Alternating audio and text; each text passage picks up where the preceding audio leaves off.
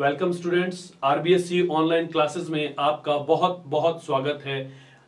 और इस एपिसोड में, आज के इस वीडियो में हम देखेंगे कि बड़े ही शॉर्ट ट्रिक से, बड़े ही आसान से मेथड से हम कैसे अपने बचे हुए मॉडल्स को वाक्यों में लगाकर उनका सही आंसर प्राप्त कर सकते हैं। तो चलिए स्टूडेंट्स, हम शुरू करते हैं आज के अपने इस वीडियो को और जानते हैं उन बचे हुए मॉडल्स के बारे में जो कि आज इस वीडियो में हम करने वाले हैं। तो जैसा कि आप देख सकते हैं स्क्रीन के ऊपर, सबसे पहला मॉडल जो आज हमने लिया है वह है विल।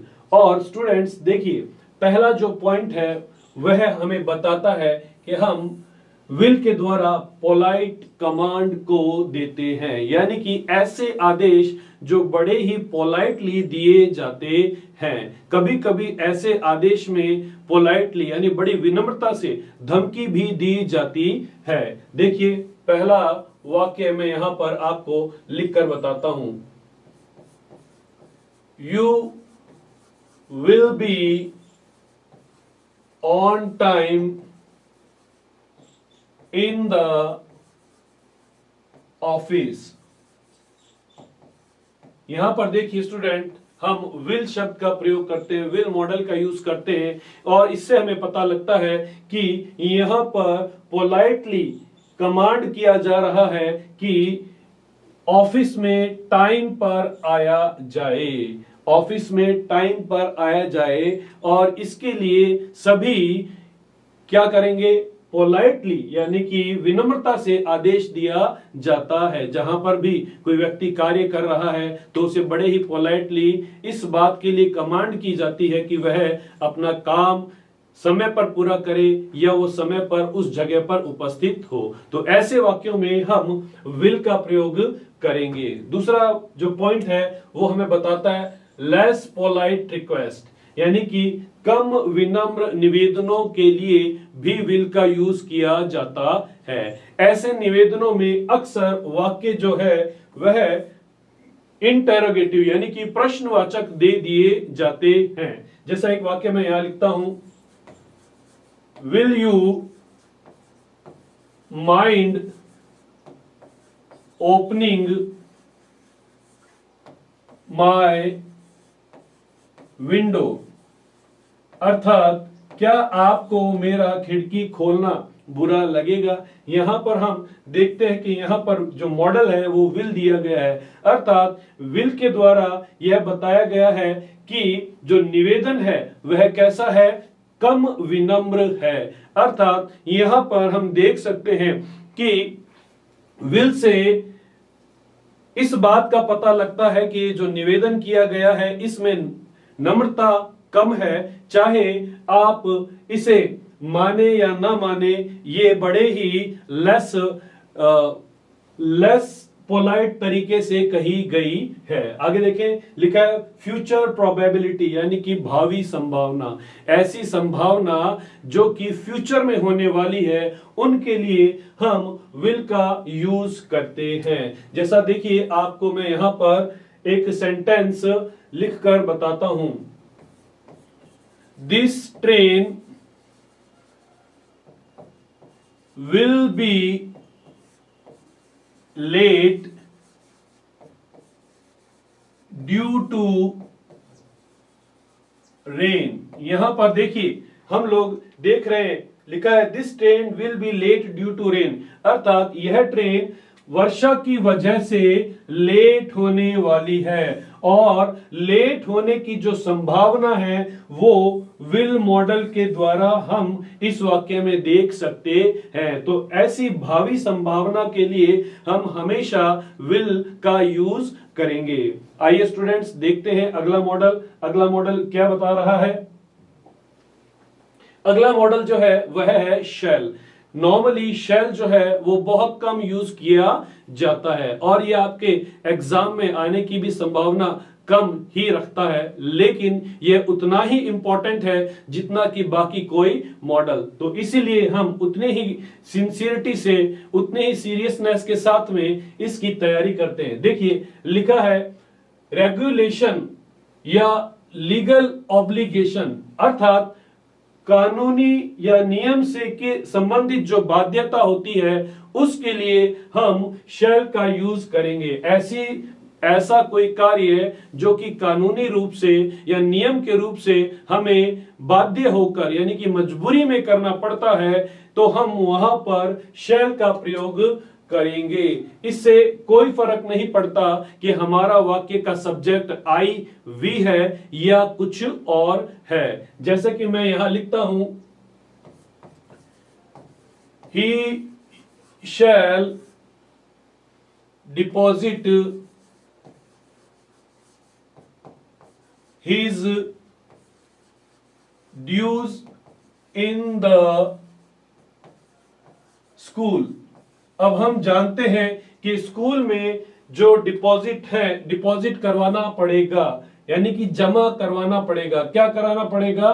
his dues यानी उसके जो बकाया राशि है। अर्थात यह एक नियम है किसी भी स्कूल का, किसी भी इंस्टीट्यूशन का यह नियम है कि जब तक वहां पर कोई बकाया जमा ना करा दिया जाए आगे की प्रोसेस नहीं होती है। तो जहां कहीं नियम की, कायदे की, कानून की बात की जाएगी तो वहां पर शैल का प्रयोग करेंगे। आइए एक और एग्जांपल देखते हैं। आई शैल पे द बिल्स ऑन टाइम। यहां पर देखिए हम बात कर रहे हैं बिल पे करने की, बिल को भरने की। और बिल को भरना अर्थात किसी भी प्रकार के बकाया को भरना भी क्या है? एक प्रकार का नियम है। चाहे वो कानूनी है, चाहे वह नियम से संबंधित है, तो हम वहां पर भी शैल का प्रयोग करेंगे। वहां पर भी हम इस मॉडल को लगाएंगे। देखिए स्टूडेंट्स, आगे बढ़ते हैं और देखते हैं कि अगला रूल कौन सा है, अगला मॉडल कौन सा है। देखिए स्टूडेंट्स, स्क्रीन के ऊपर आप देख सकते हैं जो मॉडल है अगला हमारे पास वह है मस्ट। और ये मस्ट जो है ये वास्तव में मस्ट है। मस्ट मतलब अवश्य है, जरूर है। सबसे ज्यादा इस मॉडल को पूछा जाता है, ऐसा मॉडल जिससे सबसे ज्यादा क्वेश्चन बनते हैं। इसका पहला है ऑब्लिगेशन यानी कि बाध्यता। किसी भी कार्य को करने की जब बाध्यता हो, मजबूरी हो, ऑब्लिगेशन हो, तब हम मस्ट का प्रयोग करते हैं। जैसे कि you must stop your bike at red light। जी हाँ स्टूडेंट्स, देखिए यहां पर हमारी बाध्यता है कि हम अपनी बाइक को जब रेड सिग्नल होगा तो क्या करना पड़ेगा? हमें बाइक को रोकना पड़ेगा। तो यह क्या है? एक प्रकार की बाध्यता है और इस बाध्यता के लिए हम मस्ट का प्रयोग करते हैं। आगे देखें, लिखा है कंपल्शन मैंडेटरी यानी कि अनिवार्यता, किसी कार्य को करने की अनिवार्यता। जैसे हम लोग एक वाक्य लिखते हैं, every student must carry his roll number in the exam centre. तो देखिए स्टूडेंट्स, यहां पर हमने लिखा है कि सभी स्टूडेंट्स को एग्जाम सेंटर में रोल नंबर ले जाना क्या है? अनिवार्य है, यह मैंडेटरी है। अगर हम रोल नंबर लेकर नहीं जाएंगे तो क्या होगा? हमें एग्जाम सेंटर में एंटर करना नहीं मिलेगा। इसलिए जहां पर भी कंपल्शन या मैंडेटरी अर्थात अनिवार्यता का भाव है वहां पर हम मस्ट का प्रयोग करते हैं। आगे बढ़ते हैं और देखते हैं निश्चित यानी कि सर्टेन, ऐसी बात जिसका होना सर्टेन हो जाए यानी कि निश्चित हो जाए तो क्या किया जाएगा? वहां पर मस्ट मॉडल को लगाया जाएगा। देखिए किस प्रकार से हम इसको लिखते हैं। देखिए, India has scored more than 300 runs, she must win the match.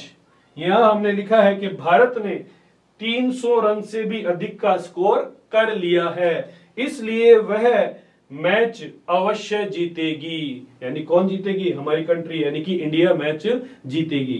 तो यहां हम देखते हैं जब बात निश्चिंत हो जाए, सर्टेन हो जाए, तब भी हम यहां पर मस्ट का प्रयोग करते हैं। आगे बढ़ते हैं और देखते हैं अगला पॉइंट। अगला पॉइंट है स्ट्रॉन्ग प्रोबेबिलिटी, यानी कि मजबूत संभावना।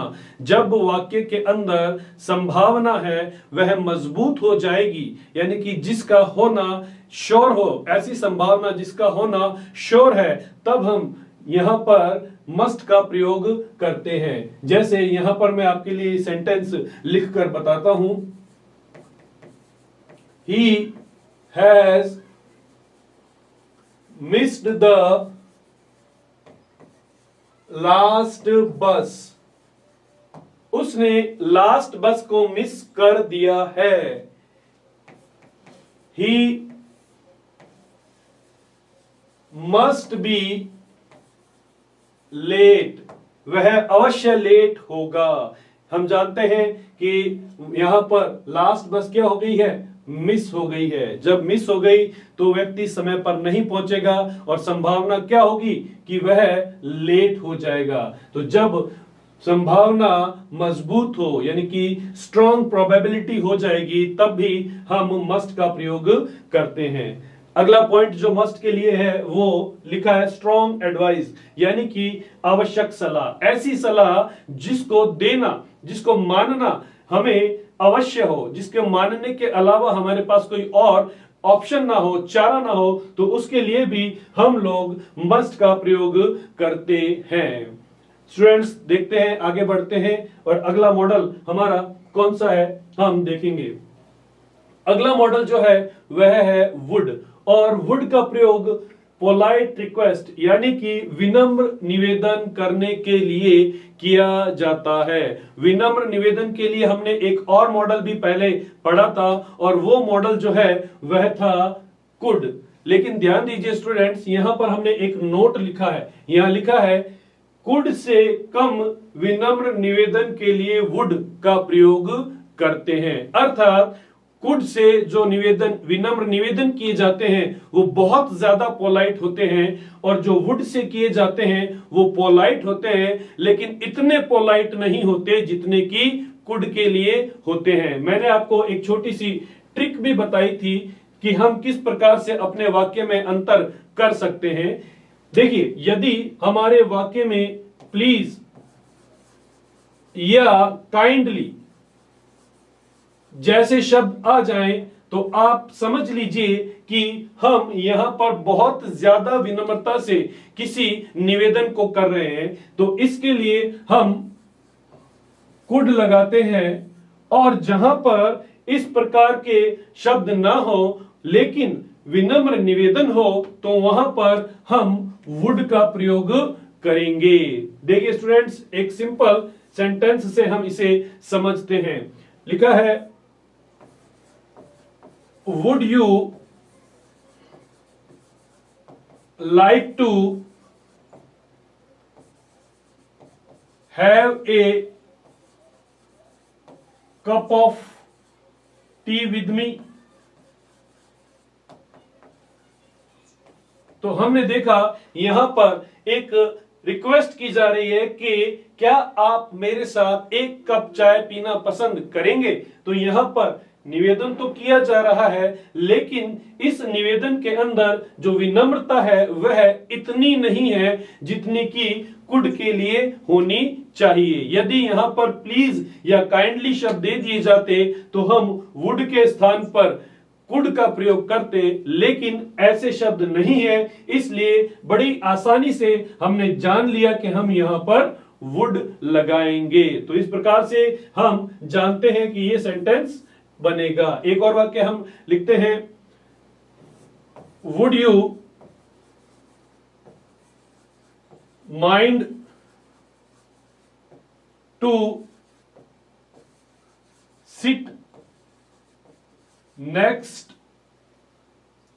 On this bench. यहां हम एक शब्द और जोड़ देते हैं, सिट नेक्स्ट टू यू।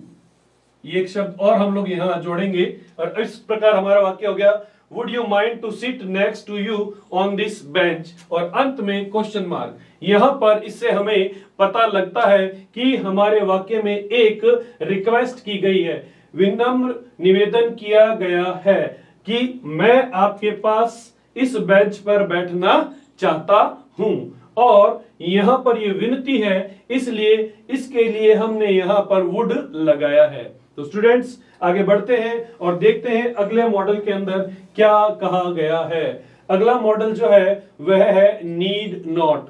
इसको हम नीड के रूप में भी देख सकते हैं, और जब हमारा वाक्य नेगेटिव हो तब नीड नॉट को के रूप में हम इसे देखते हैं। नीड नॉट जो है वास्तव में ऐसा मॉडल है जिससे पता लगता है कि हमें किसी भी चीज की बाध्यता नहीं है, यानी कि कोई चीज जब आवश्यक न हो, किसी कार्य को, किसी वस्तु को करना आवश्यक न हो, तो उसके अर्थों में हम नीड नॉट का प्रयोग करेंगे।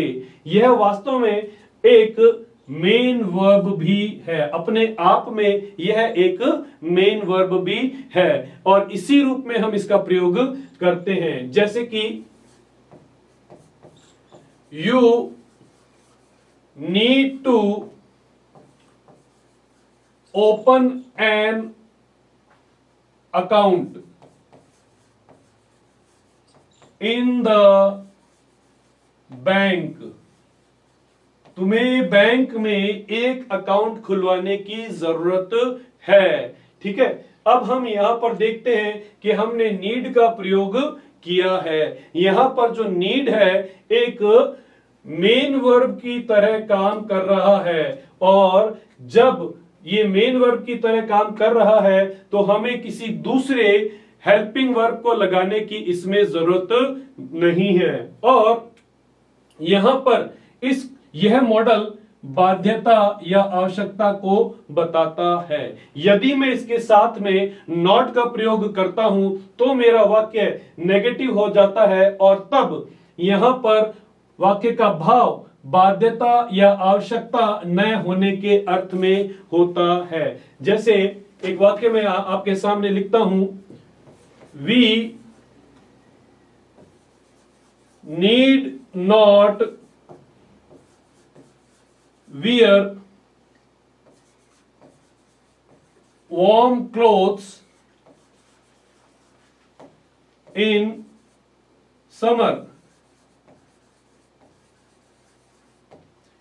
देखिए, हमें गर्मी में गर्म कपड़े पहनने की आवश्यकता नहीं है, अर्थात हमें इस बात की कोई बाध्यता नहीं है, जरूरत नहीं है कि हम गर्मियों में भी क्या करें, गर्म कपड़े पहने। तो अर्थात हम जानते हैं कि जब किसी चीज को करने की बाध्यता ना हो तो हम किसका प्रयोग करेंगे, नीड का प्रयोग करेंगे। ना होने पर नॉट भी लगाएंगे, और जब जरूरी हो जाए तो सिर्फ नीड का प्रयोग किया जाएगा। आगे बढ़ते हैं स्टूडेंट्स और देखते हैं अगले मॉडल को। अगला मॉडल जो है वह है डेयर। देखिए स्टूडेंट्स, डेयर का अर्थ क्या है? डेयर का अर्थ है साहस करना, हिम्मत करना।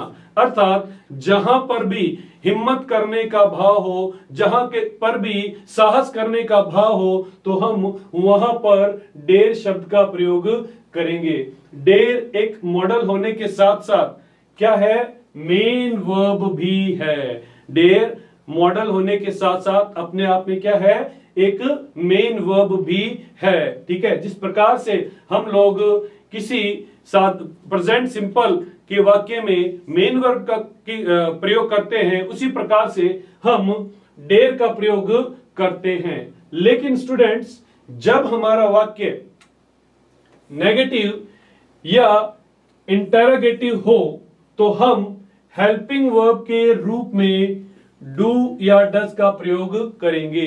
जब हमारा वाक्य का सब्जेक्ट प्लूरल यानी कि बहुवचन हो तो डू लगाएंगे, और जब हमारे वाक्य का सब्जेक्ट सिंगुलर हो तो हम डज का प्रयोग करते हैं। देखिए समझते हैं हमें। You dare to face your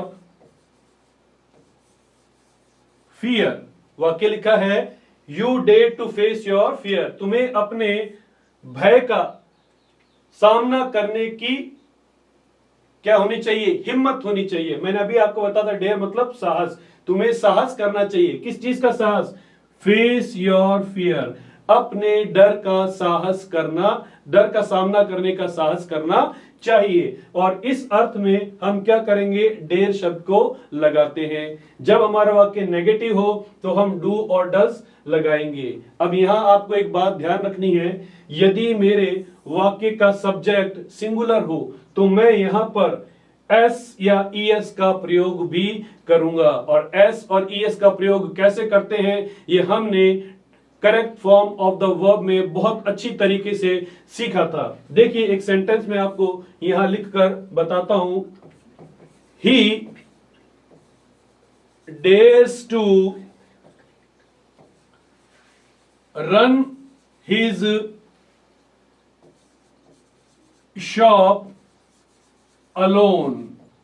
यहां पर हमने देखा कि वर्ब में यानी मॉडल में जो डेयर है उसमें हमने क्या लगाया है? एस लगाया है। क्यों लगाया है? क्यों हमारा वाक्य का जो सब्जेक्ट है वो क्या है? सिंगुलर है, और दिया गया वाक्य क्या है? अफर्मेटिव यानी कि साधारण है। ऐसी परिस्थितियों में हम वर्ब में एस या ईएस लगाते हैं। यहां पर सिर्फ एस ही लगेगा। यहां आगे बढ़ते हैं और देखते हैं एक नेगेटिव सेंटेंस को भी हम समझते हैं। देखिए she does not dare to touch live wires। यहां देखिए मैंने एक सेंटेंस आपके सामने लिखा है, she does not dare to touch live wires. उसे नंगे तारों को टच करने का साहस नहीं करना चाहिए। लाइव वायर्स मतलब बिजली के जो नंगे तार होते हैं, खुले हुए होते हैं, उनको कहा जाता है। और यहां पर वाक्य में ये सेंटेंस नेगेटिव बनाया गया है और उसे ये सलाह दी जा रही है कि उसे उन्हें टच करने का साहस नहीं करना चाहिए। तो यहां पर हमने डेयर के माध्यम से सीखा कि साहस करने के अर्थ में हम इसका प्रयोग करते हैं। आगे बढ़ते हैं और अपने आज इस आखिरी मॉडल की ओर देखते हैं क्या लिखा है। अगला मॉडल जो है वह है यूज्ड टू, यानी कि आदी हो जाना, यानी कि अभ्यस्त हो जाना, किसी चीज की आदत हो जाना। इस टेंस का प्रयोग हम हमेशा पास्ट में करेंगे, यानी कि यह मॉडल हमेशा पास्ट की किसी बात को, भूतकाल की किसी बात को बताने के लिए प्रयोग में लिया जाता है। और एक बात मैं आपके साथ में यहां पर शेयर करना चाहता हूं। देखिए जब इस सेंटेंस का प्रयोग नेगेटिव या इंटेरोगेटिव सेंटेंसेस में करेंगे तो वहां पर हेल्पिंग वर्ब के रूप में डिड लगा देंगे। और जहां पर भी हम डिड देखेंगे तो देखिए स्टूडेंट्स समझिए, हमेशा वर्ब की फर्स्ट फॉर्म लगाएंगे। अब जो कि मेरा मॉडल यूज्ड था उसकी जगह मैंने इसे यूज कर दिया, क्योंकि यूज्ड क्या है? वर्ब की सेकंड फॉर्म है जो कि साधारण वाक्यों में लगती है, और जो यूज है वो वर्ब की फर्स्ट फॉर्म है जिसका प्रयोग हम डिड के साथ में करेंगे। और यह हमेशा नेगेटिव और इंटेरोगेटिव शब्दों में किया जाता है, वाक्यों में किया जाता है। देखिए एक वाक्य में लिखता हूं, I used to wear a cap in my childhood। यहां पर हमने देखा I use to wear a cap in my childhood, मैं अपने बचपन में एक टोपी पहना करता था। यहां पर वाक्य साधारण है और वाक्य साधारण होने पर हम अपनी आदत को बताने के लिए वर्ब की सेकंड फॉर्म यानी कि जो यूज्ड है उसका सेकंड फॉर्म यूज का प्रयोग करते हैं। जैसे एक और वाक्य हम समझते हैं यहां पर, my grandfather used to ride on a bike in his young age, मेरे दादाजी अपनी युवा अवस्था में एक बाइक के ऊपर सवार हुआ करते थे, मतलब वो बाइक चलाया करते थे। तो हमें मालूम है दादाजी के यंग एज की बात हो रही है, तो दादाजी के जो यंग एज है वो कब रही होगी, पास्ट में रही होगी। तो हम वहां पर पास्ट की जब बात कर रहे हैं तो हमने यहां वुड का प्रयोग यूज टू का प्रयोग किया है। इसी बात को जब हम नेगेटिव में बताएंगे तो डिड लगाएंगे, जैसा कि अभी अभी मैंने आपको समझाया। देखिए कैसे ये वाक्य बनेगा, my mother did not use to go to school in her childhood, मेरी मां अपने बचपन में स्कूल नहीं जाया करती थी। स्कूल जाना क्या होता है, डेली का काम होता है, रोज का काम होता है, और उसके लिए हम लोगों ने देखिए यूज टू का प्रयोग किया है। क्यों किया है, क्योंकि हम यहां पर डिड लगा रहे हैं और हम जानते हैं जब हमारा सेंटेंस नेगेटिव होगा तभी हम डिड के साथ यूज टू लगाएंगे। अब हमें कैसे पता लग रहा है कि ये भूतकाल की बात कर रहा है, क्योंकि यहां पर देखिए सब्जेक्ट को माय मदर यानी मेरी मां, और आगे हम क्या लिख रहे हैं, हर चाइल्डहुड यानी उसका बचपन, यानी मां का बचपन होगा तो कब होगा, भूतकाल की बात के बारे में यहां पर इंटेंशन दिया गया है, संकेत दिया गया है, और इस संकेत के द्वारा हम समझ गए कि ये किसी पास्ट की आदत के बारे में बता रहा है, और इस प्रकार से हम यूज टू का प्रयोग करेंगे। तो स्टूडेंट्स देखा आपने किस प्रकार से बड़े ही आसान तरीके से कुछ बातों को